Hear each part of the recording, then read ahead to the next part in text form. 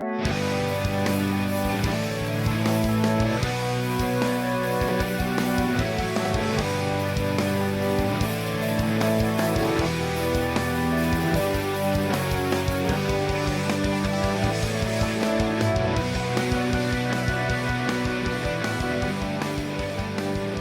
going on, everybody? We're back with another mystery beer review. We're doing this one blind. I already poured up the glasses for these guys. Let's get right into the aroma. Sounds good. Well, I think it might be aged in bourbon barrels. Yeah, that's no Not secret. entirely I don't sure. know. Are you sure? What else are you getting there? The bourbon's definitely up front. Well, it's safe to say, yeah, There's a nice cocoa. Like cocoa, a little bit of coffee. Dark chocolates, molasses. It smells a little bit sweet to me. I'm getting like an oaky, like Yeah. woody type of Yeah, the barrel's barrel definitely tannins, yeah. coming through. I'm not getting a ton of dark fruits on the nose. No. I get some chocolate, dark chocolate. Yeah, chocolate Yeah. for sure. Even like you said, almost more like a cocoa. Like yeah, so let's move on and take a sip of this thing, huh? Cheers, guys.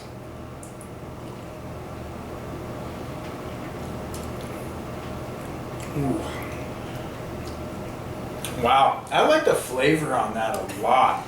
It's really good. It's very rich up front too. Kind of a rich, creamy, a little bit of coffee, a little bit of chocolate. Nice bourbon punch to it. Yeah, I think all the flavors are fairly. There's a lot of flavors, and they're all fairly equal amounts. Like, not one really dominates the other ones. I don't know. What are you thinking? What are you getting out of this thing?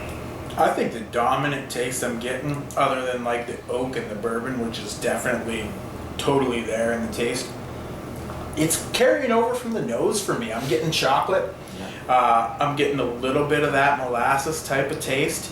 A touch of like roasty char / bitterness kind of comes in towards the middle to balance the sweetness, because it's sweet and rich and slightly creamy up front. Yeah, there's some alcohol legs on here too, so I'm guessing the alcohol percentage isn't super low.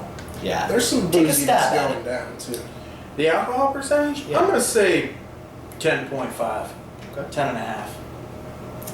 Just a random guess, but I was gonna go 10 to 11 Yeah. as well on this. Okay. Both wrong, but that's okay. yeah, hey. Right. It's a blind review. You didn't even see the bottle. I at least got the luxury of seeing the bottle. And I don't, I think this is a barrel-aged imperial stout. I'm gonna go fairly right out obvious there. that it Right, is, yeah. And although I agree with Pat, I do think it has a nice mouthfeel for a bourbon barrel-aged stout. Mm-hmm. I don't think that it's quite as thick as Bourbon County, personally. It's not. I don't think so. I think it's a little thinner. That's kind of a high standard. It is. It is. But if you're gonna have a standard, Yeah, you know, that is my that's- barrel-aged imperial stout standard. I'll tell you what, on the more I'm drinking of it, the booziness of it is starting to come through a bit more. Mm-hmm. And also just the roasty, the char on the back end is really starting to come out more. This might be a little higher than 10.5. It's I'll tell you that for sure it is. yeah. I'm giving it a 4.5 out of 5. I do agree it's a little bit hot. I do get a little bit of pretty good alcohol on the back end. Mm-hmm. But from what the alcohol level that you're implying is in, that's not entirely surprising. I like the nice mix of flavors, so the coffee, the cocoa, kind of a hint of vanilla, a nice charred oak, and a nice lingering kind of bitter aftertaste that is pretty good for the style. So yeah, I'll give it a solid 4.5 out of 5. Yeah, Maury, what are you thinking? I'm gonna agree. Actually, I think it's a 4.5. I think it's a darn good beer.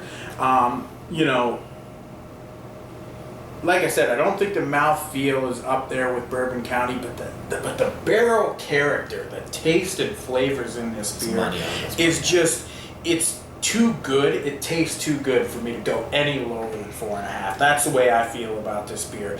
I love the molasses, the dark chocolates. Like Pat was saying, there's definitely a roasty bitterness and a char kind of in the middle, and it even lingers a bit.